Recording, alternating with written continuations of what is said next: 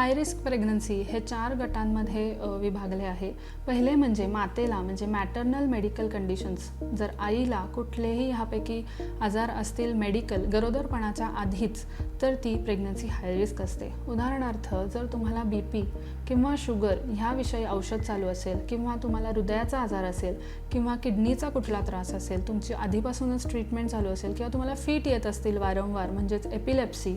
किंवा तुमच्या शरीरातील आधीपासूनच रक्त कमी आहे म्हणजेच ॲनिमिया, तर ह्या सगळ्या प्रेग्नन्सीजला हाय रिस्क प्रेग्नन्सीज असं म्हणतात व त्याला जास्त प्रेग्नन्सीमध्ये लक्ष द्यावे लागते। त्याचबरोबरीने काही ऑब्स्टेटिक कॉम्प्लिकेशन्स असतात,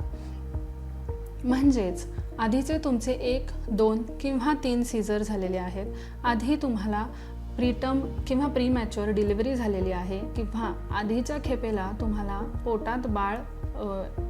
बाळाचे ठोके बंद झालेत किंवा तुम्हाला वारंवार प्रेग्नन्सी लॉसेस म्हणजे सारखे ॲबॉर्शन 3ऱ्या, 4थ्या, 5व्या महिन्यापर्यंत जर तुमची प्रेग्नन्सी सारखी फेल्युअर होत असेल